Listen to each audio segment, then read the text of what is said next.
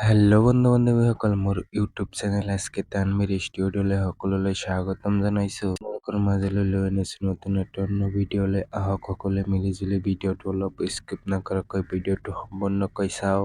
আৰু যিসকল বন্ধু বান্ধৱী মোৰ চেনেলটো এতিয়ালৈকে ছাবস্ক্ৰাইব কৰি দিয়ে নাই, এতিয়া ছাবস্ক্ৰাইব কৰি দিয়ক। আৰু সকলো ধৰণৰ জব আপডেট পাবলৈ হ'লে কেৱল মোৰ চেনেলটোৰ লগতেই থাকক। পুলিচ ইউবি কনষ্টেবল পোষ্টৰ লগতে ড্ৰাইভাৰ পোষ্টৰ যিখিনি পোষ্ট আছিলে, ইয়াৰে ৰিটাৰ্ণ এক্সামটো অনুষ্ঠিত হ'ব 2025 চনৰ 6 এপ্ৰিলৰ দিনৰ 10 বজাৰ পৰা 12 বজাৰ ভিতৰত ৰিটাৰ্ণ এক্সামটো অনুষ্ঠিত হ'ব। যিসকল বন্ধু বান্ধৱী আছাম পুলিচৰ ইউবি কনষ্টেবল পোষ্টৰ লগতে ড্ৰাইভাৰ পোষ্টৰ ৰিটাৰ্ণ এক্সামটো দিব 2025 চনৰ 6 এপ্ৰিল তাৰিখে, সকলোৱে মোৰ তৰফৰ পৰা বেষ্ট অফ লাক থাকিলে। বন্ধু বান্ধৱীসকল, আপোনালোকে ভালদৰে যাতে ৰিটাৰ্ণ এক্সামটো পাছ কৰে তাৰে কামনা কৰিলো। আছাম পুলিচ কনষ্টেবল পোষ্টৰ ৰিটাৰ্ণ এক্সামৰ বাবে কি ডকুমেণ্টছ লৈ যাব লাগিব এইটো ভিডিঅ'ত সম্পূৰ্ণকৈ আলোচনা কৰা হ'ব। আপোনালোকে এডমিট কাৰ্ডটো ডাউনলোড কৰিছে, সেইটো লৈ যাব। তাৰ লগতে এটা ID প্ৰুফ, আধাৰ কাৰ্ড, পেন কাৰ্ড বা ভোটাৰ কাৰ্ড যিকোনো এটা ডকুমেণ্টছ লৈ যাব। তাৰ লগতে এটা পেন বা দুটা কলম লৈ যাব।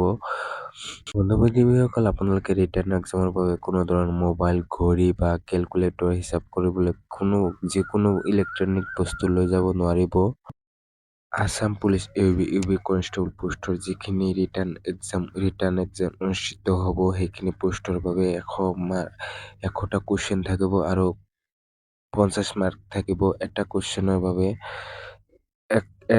এক নম্বৰৰ বাবে দুটা কুৱেশ্যন থাকিব, কোনো ধৰণৰ নিগেটিভ মাৰ্কিং নাথাকে।